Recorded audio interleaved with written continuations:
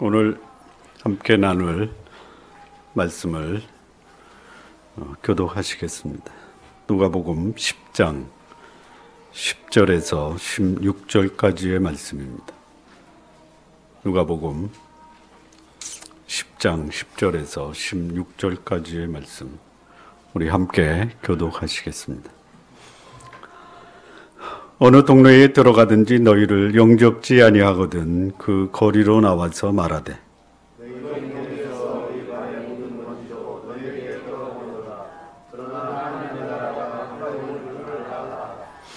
내가 너희에게 말하노니 전날에 소돔이 그 동네보다 견디기 쉬우리라.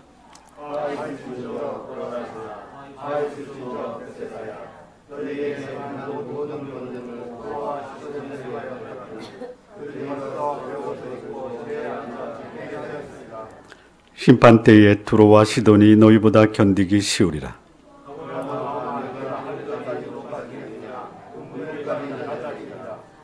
다쳐 너희 말 듣는 자는 곧 내 말을 듣는 것이요 너희를 저버리는 자는 곧 나를 저버리는 것이요 나를 저버리는 자는 나 보내신 이를 저버리는 것이니라. 아멘. 기도하시겠습니다.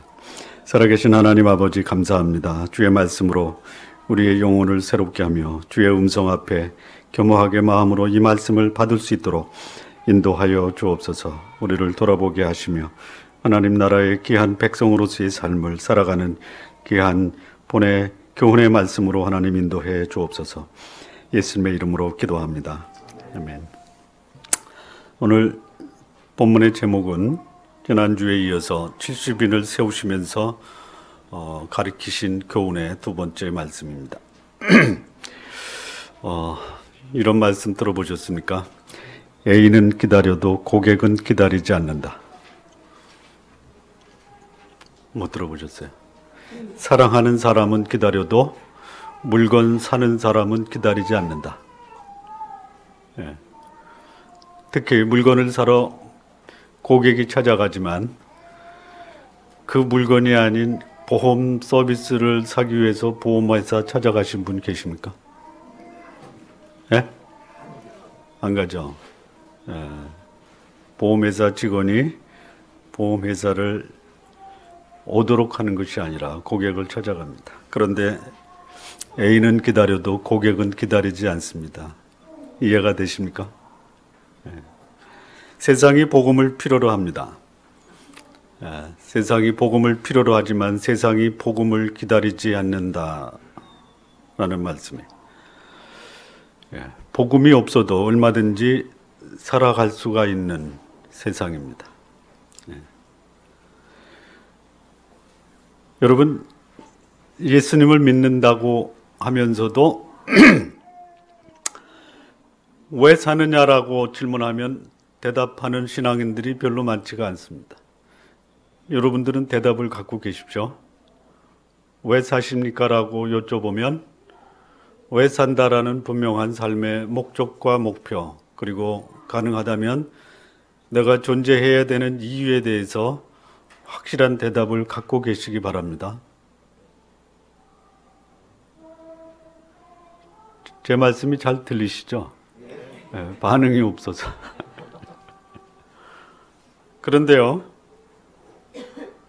그런데 많은 신앙인들이 삶의 철학과 의미가 모르고 있는데, 불신자들은요, 상당히 많은 사람들이 나름대로의 삶의 철학과 의미를 가지고 산다라는 것이에요. 신앙생활을 하지 않는 충분한 근거와 이유가 있고, 신앙생활 안에도 얼마든지 행복하게 살 수 있다라고 얘기합니다. 이런 사람들이 있습니다. 나는 신앙이나 종교의 굴레를 벗어나 나 자신의 삶을 살겠다라고 얘기하는 사람이 있습니다. 이의가 있습니까? 그렇게 살겠다고 하는 사람은요, 여러분 자신 있게 자신의 삶을 삽니다. 여쭤보겠습니다. 여러분의 문제에 대해서 성경적으로 해답을 얻고 그 해답을 얻은 것에 대한 감격과 사업을 통해서 수익률 20%를 올렸을 때의 감격, 어떤 감격이 더 큽니까? 수익률 20%가 뭔지 몰라요? 은행에 이자 했더니 이자가 20%예요. 이자 20% 얻는, 적금을 해서 얻는 그 수입에 대한 기쁨과 여러분 삶의 문제를 성경에서 해답을 찾았을 때의 감격, 어느 감격이 더 클 거라고 생각하십니까?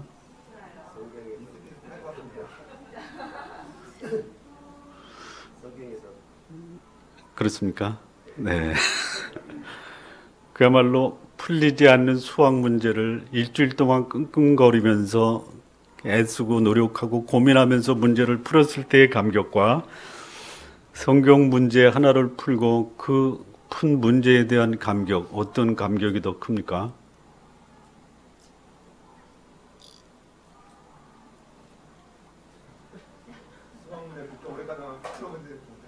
일주일 동안 풀리지 않는 문제 포기하고 말아요. 아니면 이촌고지, 그야말로 아주 그 고바위로 이루어진 그 산에 정상을 정복했을 때의 감격과 예배드리면서 드렸던 감격, 어느 감격이 더 큽니까?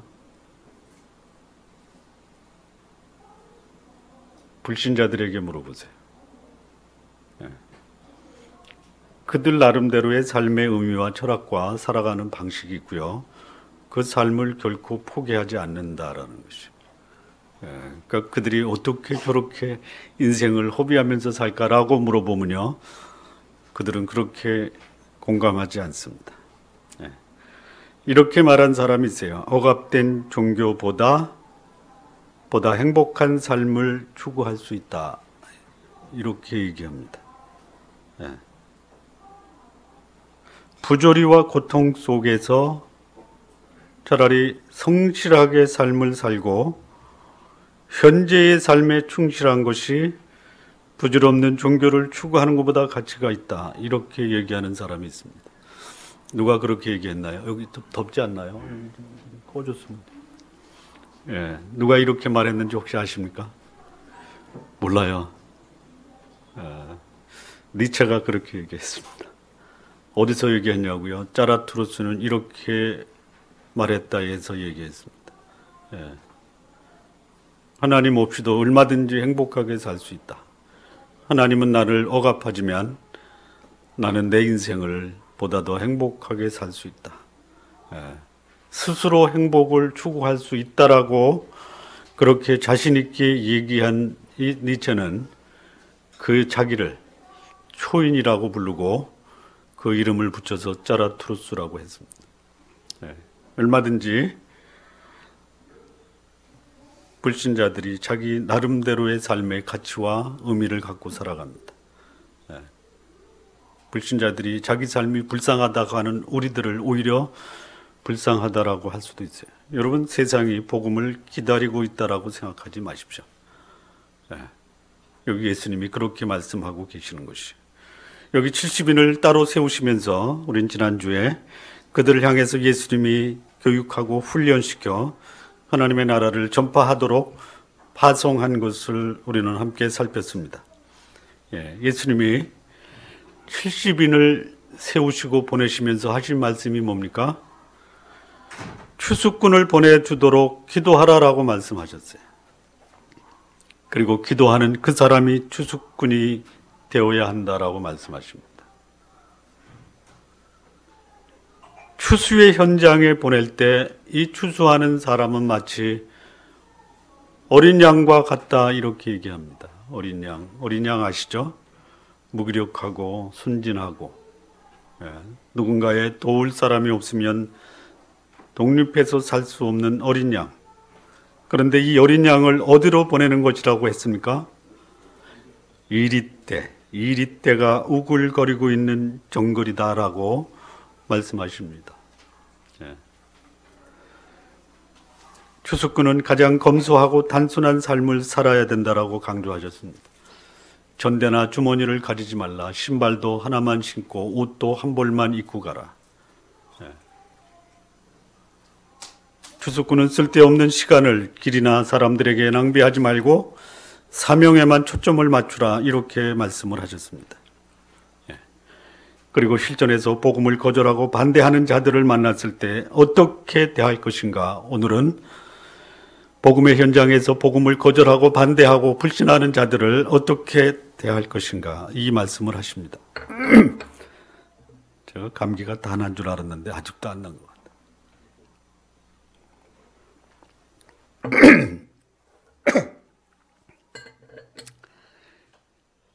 복음을 전하는 사람은요 철저하게 준비되어야 됩니다. 준비되어야 됩니다.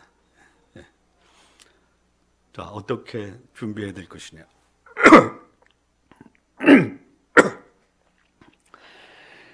여러분, 복음을 거절하는 사람, 그리고 신앙보다는 현실에 충실하겠다라고 하는 사람에게는 어떻게 대처해야 됩니까? 예를 들어서 지금 바빠요 라고 하는 사람에게는 어떻게 하시겠습니까? 그냥 바쁜 거 미리 알고 아무 말도 안 하는 게 낫죠. 그냥 바쁜데 괜히 괜한 말 해서 시간 뺏어서 죄송합니다라고 하느니 차라리 아무 말도 하지 말자. 너무 소극적이고 무책임한 것 같지 않아요? 여러분 이렇게 하십시오. 현실에 충실하겠다라고 하는 사람에게는 어떻게 말하는 것이 그 사람과 함께 공감할 수 있는 접근법입니까? 현실에 충실하겠다라고 할 때 뭐라고 말씀하시겠어요? 예? 도와드릴. 현실에 충실하는데 뭐 어떻게 하실까요?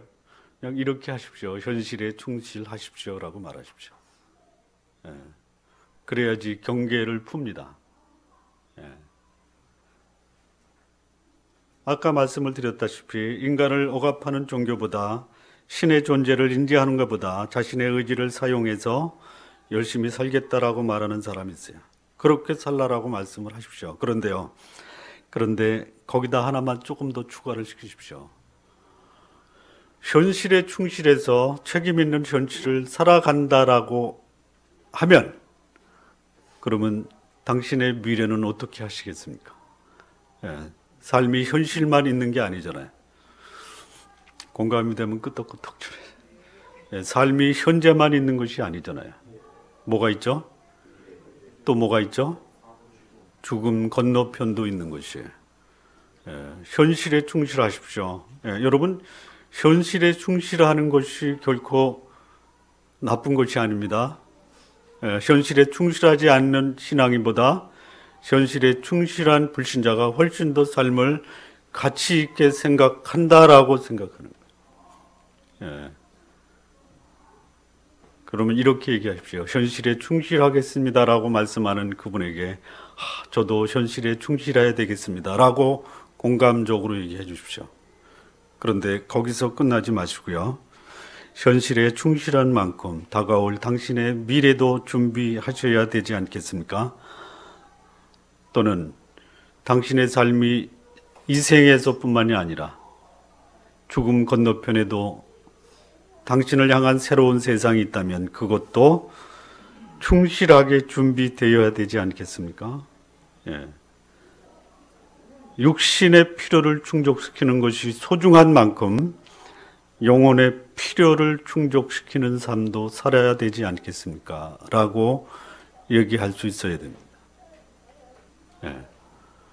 적었다가 써먹으세요. 그냥 듣고 지나가면요 결정적인 시기 때에 생각이 안 납니다.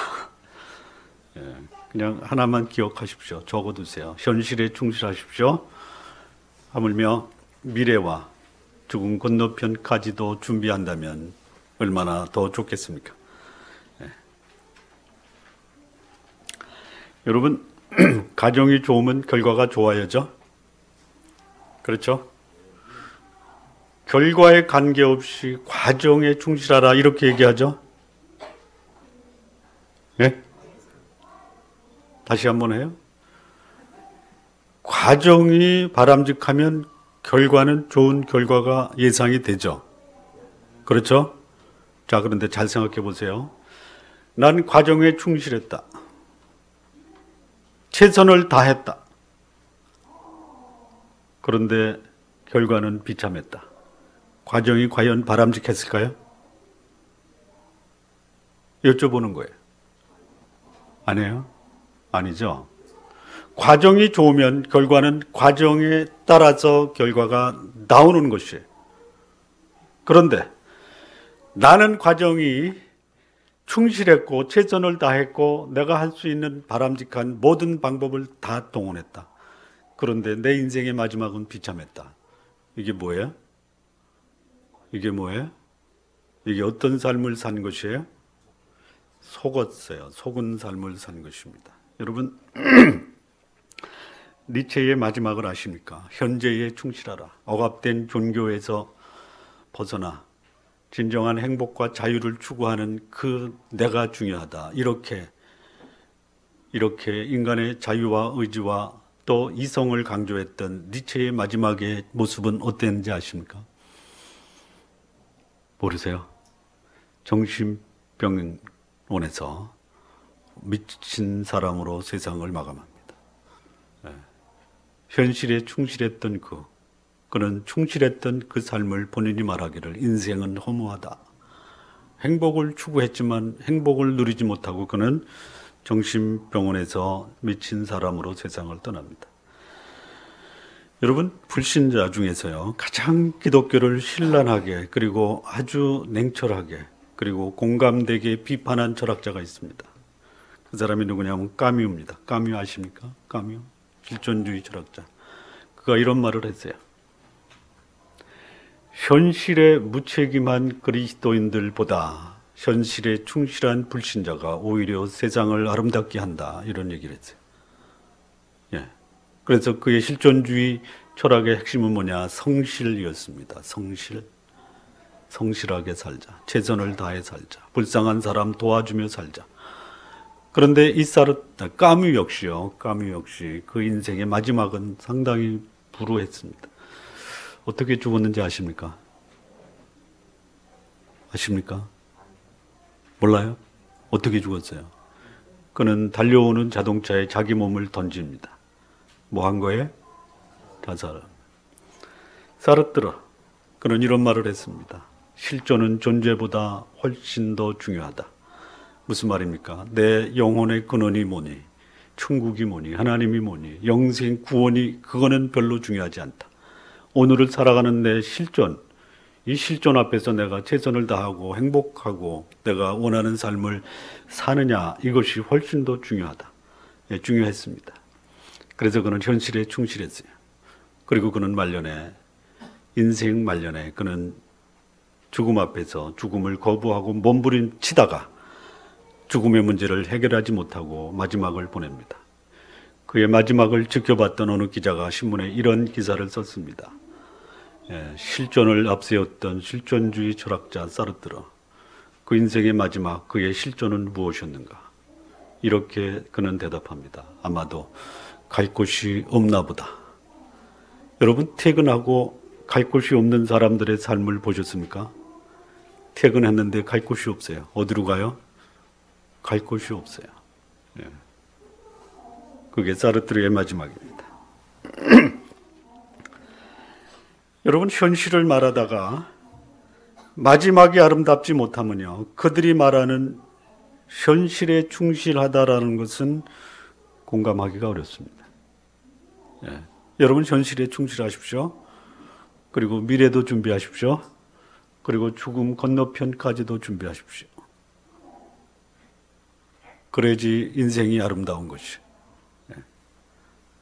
전도의 현장에서는요, 이런 사람들이 있습니다. 현실에 충실하다. 이런 사람들을 만나면요, 그들은 복음을 거절하는 게 지극히 자연스럽습니다. 그렇다면 복음의 현장에서 내 생각이나 뜻대로 되지 않는다고 실망하거나 낙심할 필요가 없습니다. 우리가 선을 행하되 낙심하지 말지니 이렇게 말씀합니다. 좋은 의도와 좋은 목적으로 삶을 살면은 낙심할 적이 있습니다. 낙심될 때가 있습니다. 그런데요, 낙심 자체를 쫓아가지 마십시오. 낙심될 때 내 동기와 목적이 선하다면 낙심될 때에 낙심될 수도 있구나라고 생각하십시오. 전도의 현장, 내 생각대로 내 뜻대로 되지 않는다고 실망하거나 낙심할 필요가 없다라는 것이. 세상이 복음을 거절합니다. 하나님의 나라에 대해서도 거부합니다. 그런 상황에 부닥치면 어떻게 하시겠습니까? 실망하지 않는 비결이 뭐예요? 그러려니 하면 되는 거예요. 그러려니 하십시오. 그리고 낙심하지 마십시오. 여러분, 내 자녀들이 내 뜻대로 살아주고 있습니까? 그래서 실망스럽죠? 낙심되죠? 내 자녀들이 내 뜻대로 살아주지 않을 때 어떻게 생각하시면 돼요? 그러려니 하십시오. 그거를 억지로 내 뜻대로 고치려고 하다가 나도 실망하고 내 자식도 다칠 수가 있어요. 그러려니 하면요, 우리 부모님은 참 속도 깊으셔. 나 같은 사람을 그냥 그러려니 하고 받아주니. 그 생각을 하는 그 순간 내 자녀는 내 속에서 나를 고치기 시작합니다. 정화시키기 시작하고요, 자정 능력이 발휘가 됩니다. 그걸 억지로 고치려고 해보세요. 반발, 거부, 그리고 서로 상처를 주는 것이. 그냥 그러려니 하십시오. 여러분, 내 자식도 내가 내 마음대로 못하는데 나보다 인생을 많이 살고 또는 나보다 인생을 더 고민했던 불신자들이 내 말을 듣고 돌이킬 거라고 기대하면요, 실망하십니다. 어떻게 하시라고요? 그러려니 하십시오. 근데 그들에게 복음을 전한 그 경험을 가진 사람만이 그러려니 할 수 있는 거예요. 자, 복음의 현장에서 복음을 거절하고 반대하는 사람 만나면 어떻게 할 것인가? 그것을 미리 알고 세상에 나가는 것이 지혜로운 것입니다. 어떻게 할 것인가? 첫 번째입니다. 첫 번째. 첫 번째요. 10절, 11절 말씀을 같이 합독하시겠습니다. 자, 시작. 어느 동네에 들어가든지 너희를 영접지 아니하거든 그 거리로 나와서 말하되 너희 동네에서 우리 발에 묻은 먼지도 너희에게 떨어 버리노라. 그러나 하나님의 나라가 가까이 온 줄 알라. 전도 현장에서 반대와 불신의 세력을 어떻게 할 것입니까? 어떻게 해요? 여기 스크린에 있는 거 그냥 보시면 돼요. 어떻게 하라고요? 첫 번째.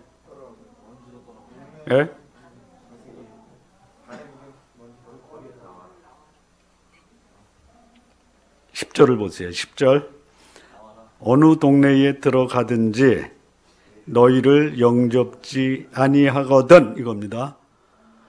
그러니까 복음을 전하러 들어가면요, 거기에 누가 있다? 영접지 아니하는 사람이 있다라는 것이에요. 그러니까 복음의 현장에는 환영하는 사람보다 반대하고 거부하는 자들이 있다라는 것을 미리 염두에 두라 이거예요. 있습니다. 복음에 우호적일 거라고 생각하지 마십시오. 반대 세력이 있습니다.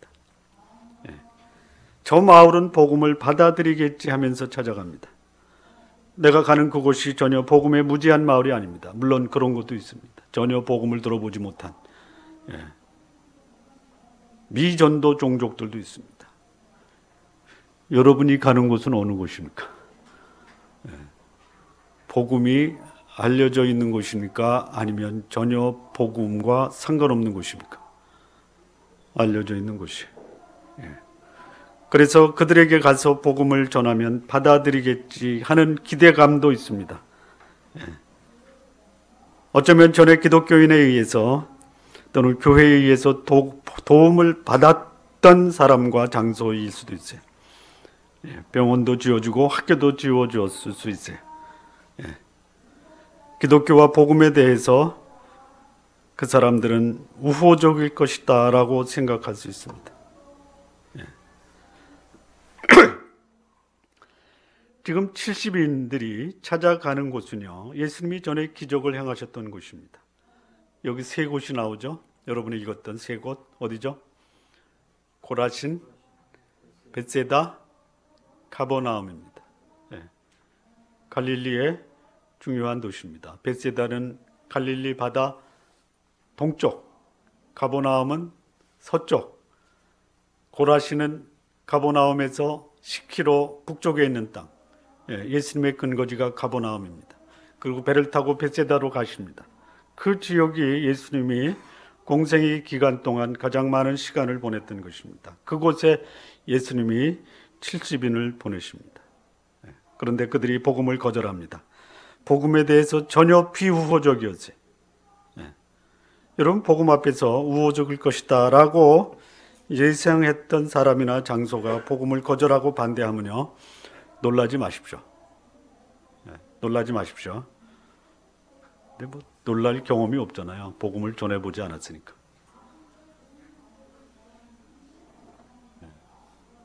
복음을 좀 전하십시오. 앞으로의 일을 위해서 미리 말씀해 드립니다. 거절하면 놀라지 마십시오. 여러분, 복음을 거절하는 자들이 미안한 마음으로 거절합니까? 당당하게 거절합니까? 당당하게 거절합니다. 그러면 당당하게 복음을 거절당한 복음 전하는 나는 어떻게 해야 돼요? 그냥 움츠러들어요? 당당하게 대처할 필요가 있는 거예요. 복음을 거절하는 자들이 그들의 미래에 대해서 전혀 준비하지 않고 거절하면 우리도 그들 앞에서 당당하게 거절하는 사람과 대처할 수 있어야 돼요. 뭐라고 그럽니까? 거절할 때 거부하는 자의 집이나 마을을 떠날 때는 어떻게 떠나라고요? 신발이에요? 발이에요? 발이에요, 발. 물론 발에 신발을 신었으니까 신발과 발에 묻은 먼지를 다 떨어버려. 이게 무슨 말이에요? 무슨 말이에요? 이겁니다. 이거예요. 뭐야? 복음을 전했지만 너희들이 복음을 거절했다라는, 복음을 들었다라는 흔적을 그들에게 남겨두라라는 것이에요.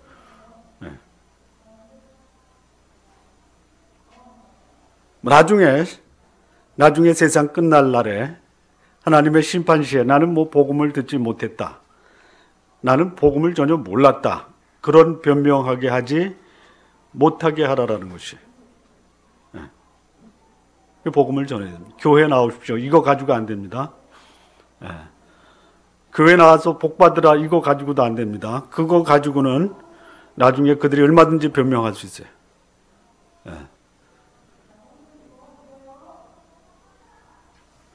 좋은 나무 교회에 나오신 성도 여러분, 진심으로 사랑합니다.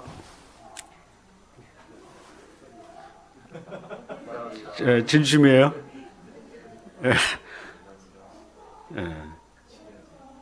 이곳에 나오신 성도 여러분, 하나님의 나라의 백성, 하나님을 아버지라 부르는 하나님의 자녀이시기를 진심으로 바랍니다.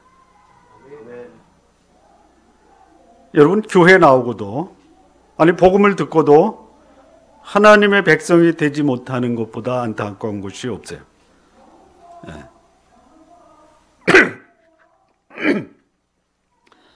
예수님이 그리스도이십니다. 그분이 복음이십니다. 그분이 저와 여러분의 죄와 허물을 다 해결하셨습니다. 우리에게 영생과 생명을 주시고 천국으로 인도하실 분이 예수 그리스도이십니다. 저는 확실하게 여러분에게 예수 그리스도에 대해서 증거를 했습니다. 앞으로도 계속 할 겁니다. 그런데 가장 불쌍한 사람이 누구 계세요? 가장 불쌍한 사람이 누구겠습니까? 아니에요. 복음을 들어보지 못한 사람이 가장 불쌍한 사람이 아니에요. 가장 불쌍한 사람이 누구예요? 아니에요. 아니, 평생 교회 나와서 예배드리고 헌금도 하고 성경 공부도 하고 나중에 지옥 가는 사람들이에요. 저는 좋은 나무 교회 성도들 중에 좋은 나무 교회에 나왔다라는 그 자체만 가지고 만족하는 것이 아니라 여기서 예수 그리스도 그분이 나의 주님이시다라는 사실을 받아들이고 구원을 얻고 천국 백성에 대한 확신을 갖고 내 인생이 끝나는 그날 하나님이 나를 천국으로 인도하실 거라는 기대와 확신을 갖고 살아가는 삶을 사시기를 진심으로 바랍니다. 사랑하는 성도 여러분, 누가 가장 불쌍한 사람이냐? 평생 교회 나오고 예배드리고 헌금하고 성경 공부하면서 천국 가지 못하는 사람이에요. 그런 사람에게 저는 반드시 복음을 들었다라는 흔적을 남깁니다. 여러분에게 있는 흔적 진지하게 고민하시기 바랍니다.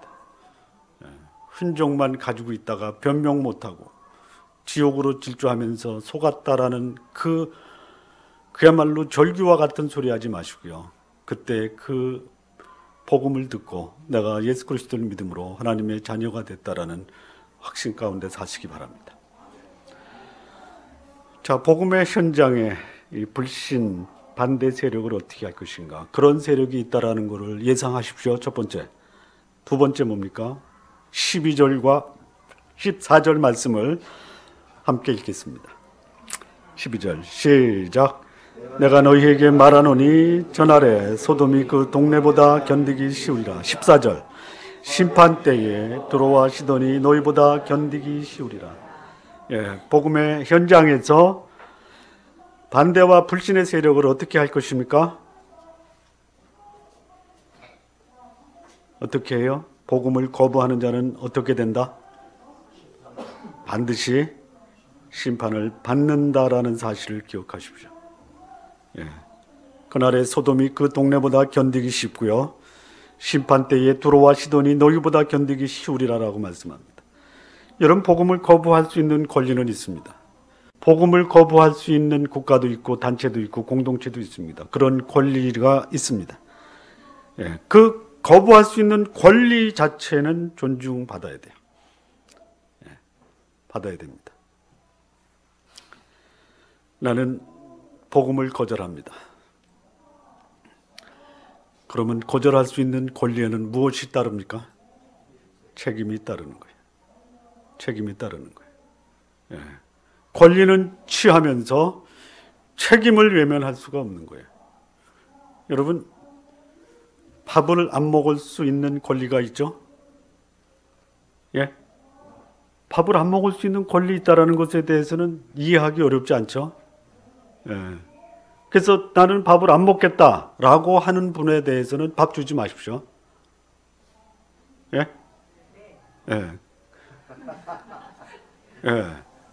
그러면 밥을 안 먹으면 어떻게 돼요? 굶어요. 굶다 보면 어떻게 돼요? 죽는 거예요.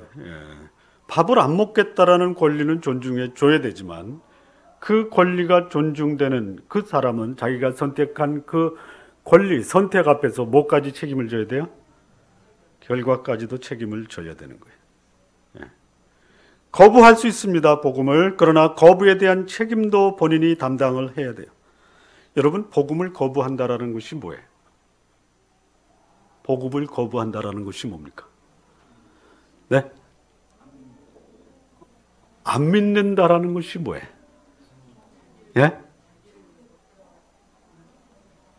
그냥 뭐라고요? 쉽게 얘기하죠. 쉽게. 복음을 거부한다라는 것은 뭐냐면 나는 죄를 포기하지 않겠다라는 것이에요. 여러분, 거룩하게 사는 것이 행복합니까? 죄 짓고 사는 것이 즐거움이 있습니까? 거룩함의 즐거움이 있습니까? 죄의 즐거움이 있습니까? 그냥 경험적으로 얘기하세요. 예?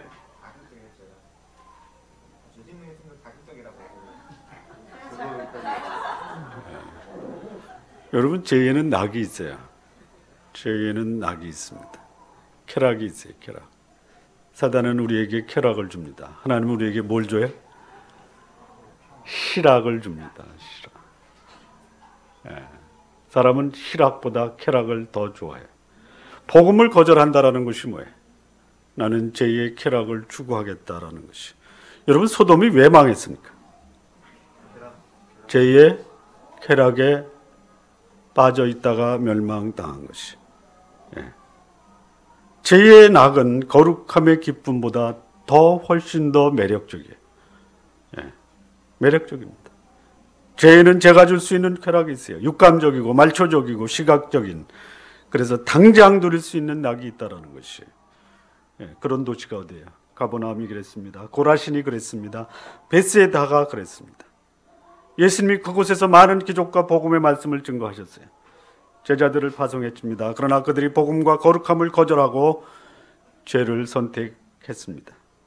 예.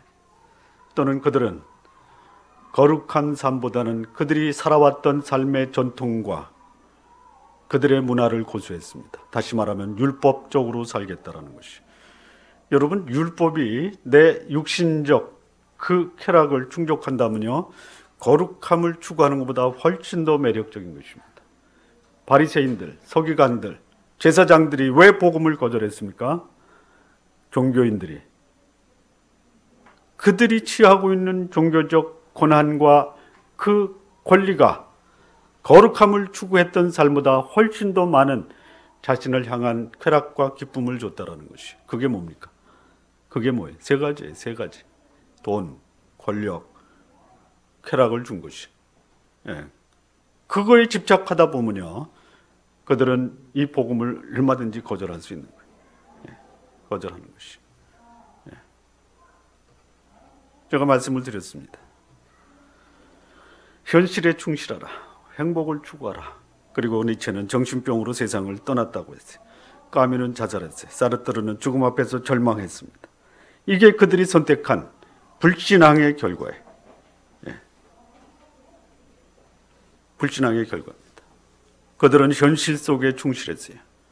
그거를 고수했습니다. 그들은 그들의 영혼에 대한 미래를 준비하지 않았어요. 예. 자, 이 가버나움, 고라신, 그리고 벳세다, 이런 마을에 대한 심판 결코 관가될 수가 없습니다.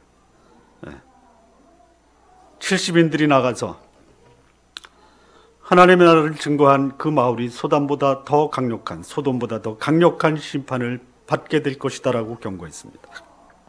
여러분, 이 소돔이 어떻게 심판을 받았습니까?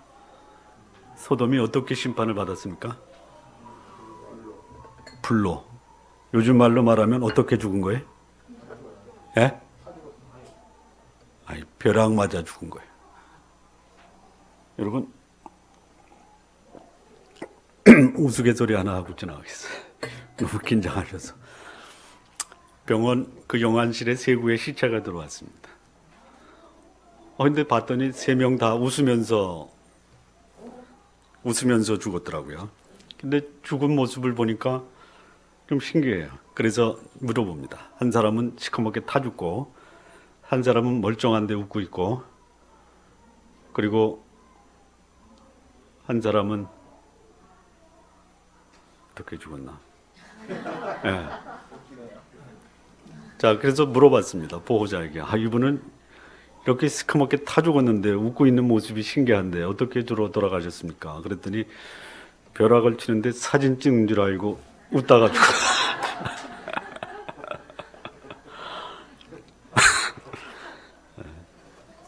또 한 사람은 어떻게 죽었습니까?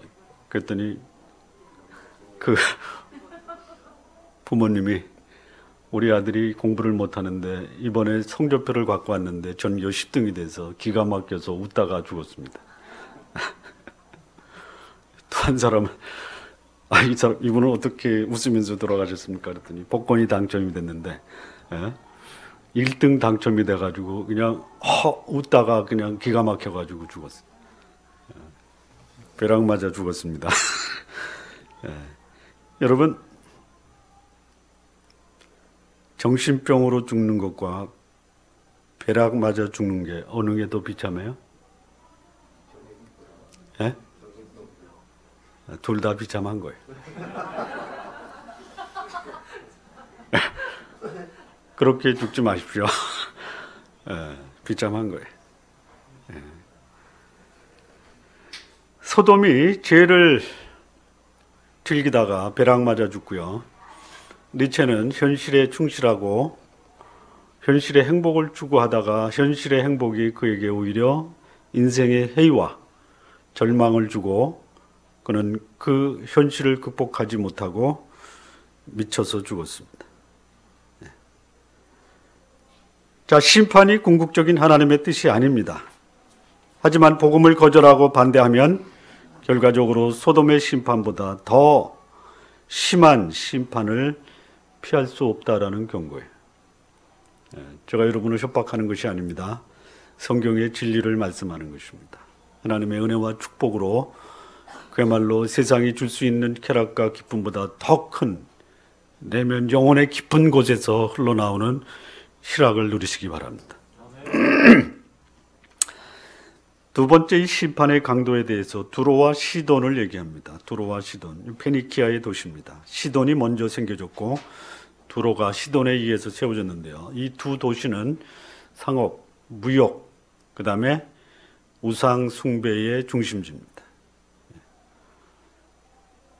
이 두로에 대해서는요, 성경에 예언이 되어 있습니다. 에스겔서 28장에 보면요, 이렇게 되어 있습니다. 에스겔서 28장 2절을 보면요, 인자야, 너는 두로 왕에게 이르기를 주 여호와의 말씀에 내 마음이 교만하여 말하기를 나는 신이라 내가 하나님의 자리 곧 바다 중심에 앉았다 하도다. 내 마음이 하나님의 마음 같은 채 할지라도 너는 사람이요 신이 아니언을 이렇게 얘기합니다. 그리고요, 이 두로에 대해서 이렇게 예언합니다. 에스겔 28장 7절 그런즉 내가 외인 곧 열국에 강포한 자를 거느리고 와서 너를 치리니 그들이 칼을 빼어 내 지혜의 아름다운 것을 치며 내 영화를 더럽히며 또 너를 구덩이에서 빠뜨려 너로 바다 가운데서 살육을 당한 자의 죽음같이 바다 중심에서 죽게 할지라 이렇게 예언하셨습니다. 그리고 두로는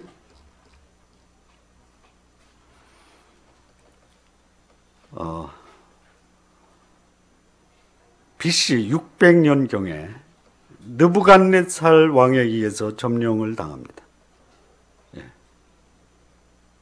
그리고 BC 330년경에 알렉산더 대왕에 의해서 공격을 받습니다. 그리고 두로는 무너집니다. 자, 시돈입니다. 시돈.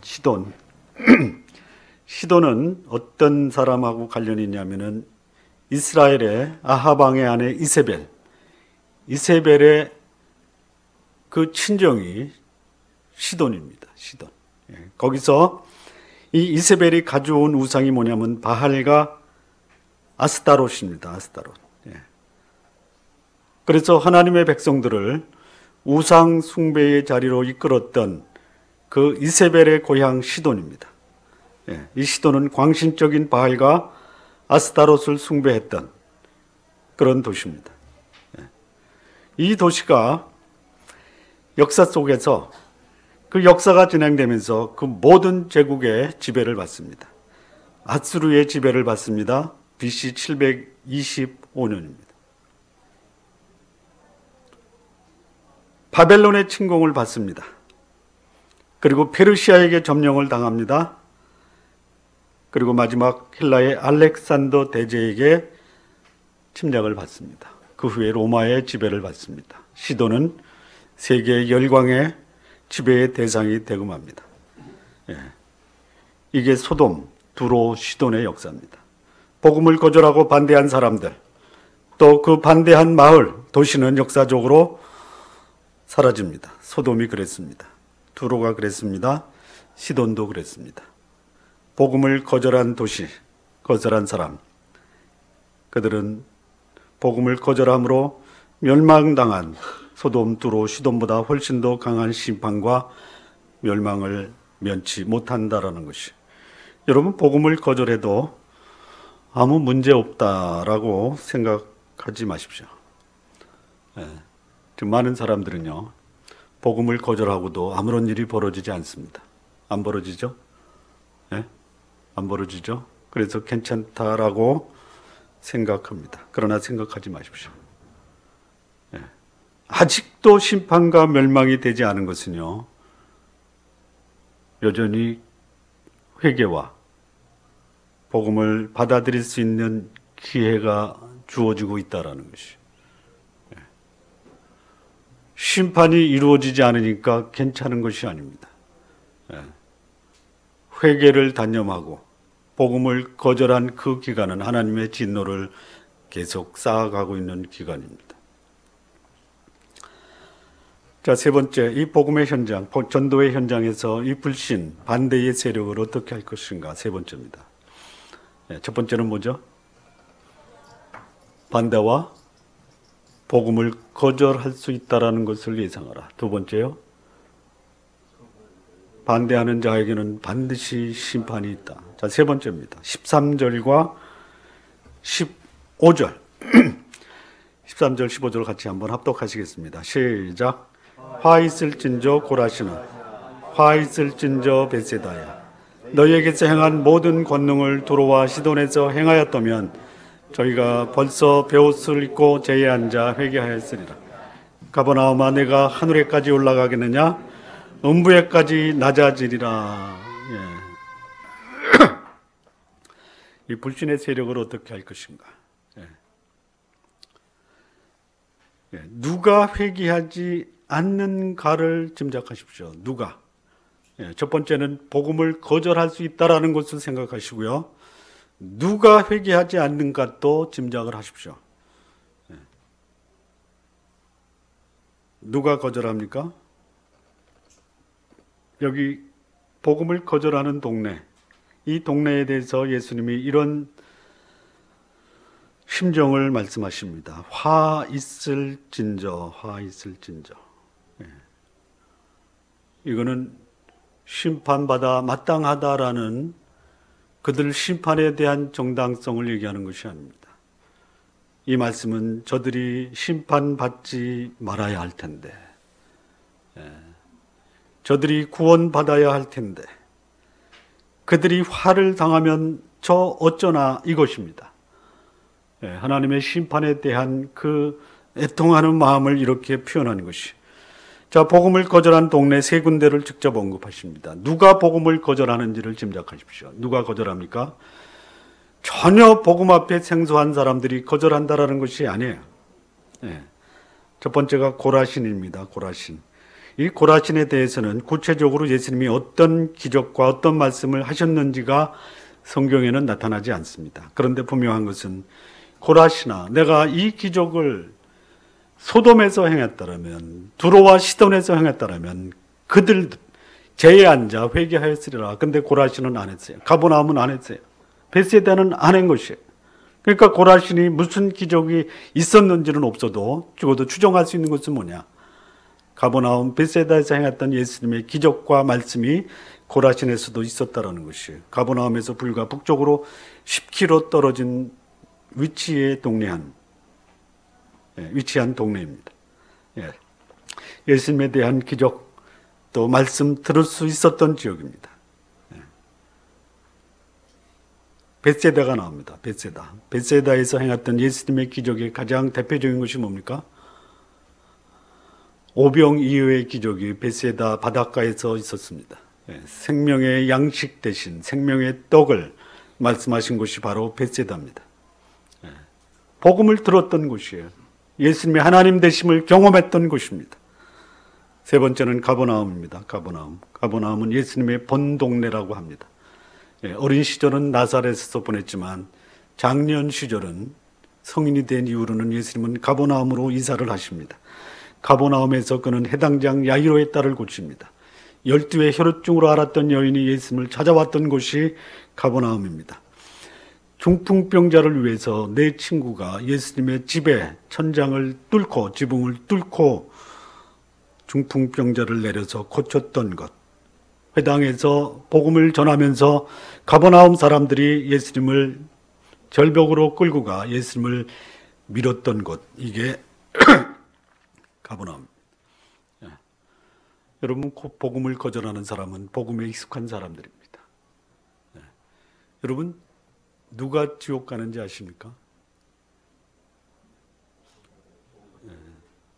구원받지 못한 사람이 갑니다. 제가 그 답을 듣기 위해서 질문을 드린 것이 아니라는 사실을 아시죠? 누가 지옥 가느냐?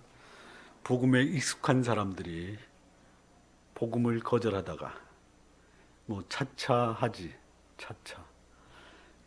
하다가 어떻게 하고 가는 거예요? 아차차 하고 가는 게 지옥입니다. 여러분, 차차 하지 마십시오. 그러다가 아차차 합니다. 아차차가 뭔지 아시죠? 이거 아니라구나. 그리고 가는 게 지옥입니다. 자, 기대했던 사람들이 왜 믿지 않을까요? 16절입니다. 15절부터 보겠습니다. 15, 16절을 보면요. 불신자들이 믿지 않은 이유가 두 가지가 나옵니다. 첫 번째, 15절 보시겠습니다. 내가 하늘에까지 높아지겠느냐? 음부까지 낮아리라. 16절, 너희 말을 듣는 자는 곧 내 말을 듣는 것이요, 너희를 저버리는 자는 곧 나를 저버리는 것이요, 나를 저버리는 자는 나 보내신 이를 저버리는 것이니라 하시니라. 왜 기대했던 사람들이 믿지 않을까요? 첫 번째 뭐예요? 15절. 교만입니다. 교만. 여러분, 교만의 뜻이 뭐예요? 본문에 나오는 걸로. 그거를 쉽게 얘기하세요. 교만은 뭐가 배지 않아요? 하늘이 배지 않는 거예요. 하늘이 배지 않는 사람, 교만한 사람이에요. 그러니까 하늘 위에 있다라고 생각하는 사람. 하늘은 바라봐야 되는데, 올려다 봐야 되는데 하늘이 안 보여요. 다시 말하면 내가 하늘이다라는 것이. 이게 교만한 것이. 마치 자신들이 하늘의 뜻을 향하는 것처럼 그렇게 생각하는 사람. 내 생각이 진리다라고 하는 사람. 여러분, 하나님을 거부하는 사람은 둘 중에 하나입니다. 첫째는 뭐예요? 내가 하나님이다. 내가 하나님이다. 내 생각이 절대적이다라고 하는 것이. 두 번째는요, 하나님이 안 계시다라고 하는 것이. 하나님이 안 계시다. 이 두 사람 다 교만한 사람입니다. 이런 사람이 처할 것이 어디입니까? 음부, 지옥입니다. 지옥. 지옥에 처하는 심판과 멸망이 기다릴 뿐이에요. 자, 두 번째, 여기 기대했던 사람들이 믿지 않고 거절하는 이유가 뭡니까? 16절입니다. 하나님의 말씀을 듣지 않기로 결심하는 것이. 너희 말을 듣는 자는 곧 내 말을 듣는 것이요. 듣는 자는, 복음 전하는 자의 말을 듣는 자는 여기 하나님의 말씀을 듣는 것이다라고 하는 것이에요. 그런데 내 말을, 복음 전하는 자의 말을 저버리는 자는 나를 저버리는 것이다. 나를 저버리는 자는 나 보내신 이를 저버리는 것이다. 왜 불신자가 믿지 못하느냐? 말씀을 저버리는 것이, 거절하는 것이. 말씀을 듣지 않기로 결심을 하는 것이. 말씀을 듣지 않는 자는요, 믿음을 가질 것을 기대하지 마십시오. 이 불신자의 특징은요, 교만하면서 말씀을 듣지 않는 것이에요. 이 말씀을 듣는 태도를 보면 그 사람의 신앙을 가늠해 볼 수 있어요. 여러분, 저는 누가복음을 공부하면서 씨 뿌리는 비유를 말씀을 드렸습니다. 말씀을 듣지 않기로 결심한 사람이 어떤 사람이에요? 길가에 뿌리운 사람입니다. 길가에 뿌리운 사람. 안 들어와요. 안 들어와.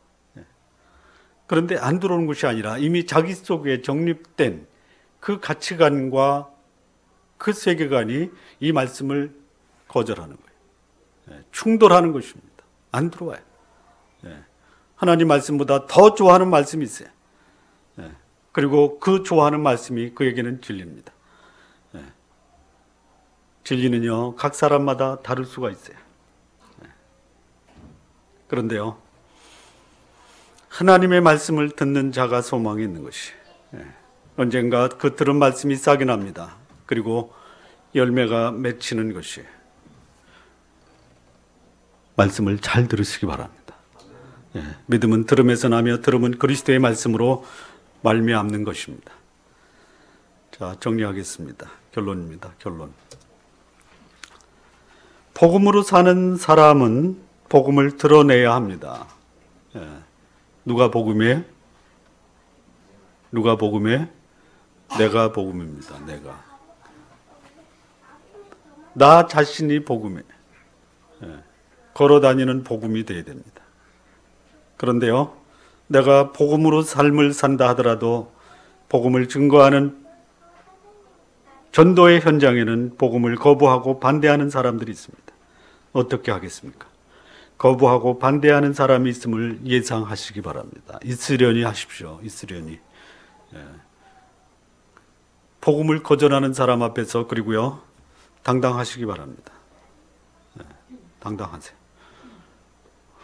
가족이 구원받지 못했는데 어떻게 저렇게 뻔뻔하고 태평할 수 있을까? 태평하십시오. 어떻게 하실 거예요? 예. 애통하는 마음을 가지십시오. 그러나 그들 때문에 내 영혼의 상태까지도 절망할 필요가 없다라는 것이. 두 번째, 복음을 거절하는 사람들은 어떻게 할 것인가? 그들을 향한 하나님의 심판, 이 심판이 반드시 있을 것을 기억하십시오. 세 번째, 복음을 반대하는 자는 복음에 전혀 무지한 사람이 아니라 복음에 익숙한 사람일 수 있다라는 것 기억하십시오. 예. 이들은 하늘이 보이지 않는 사람, 그리고 하나님 말씀의 길을 닫은 사람들입니다. 예. 그렇다면요, 여러분 감사하십시오. 복음 앞에 마음을 열고 길을 열어 말씀을 듣고 있다라는 것을 감사하시기 바랍니다. 예. 그리고 내 인생에도 복음이 싹이 나고 꽃이 피어 열매가 맺힐 날이 있을 것을 기대하시면서 사시기 바랍니다. 예. 여러분의 인생을 복음으로 만드시기 바랍니다. 예. 기도하시겠습니다.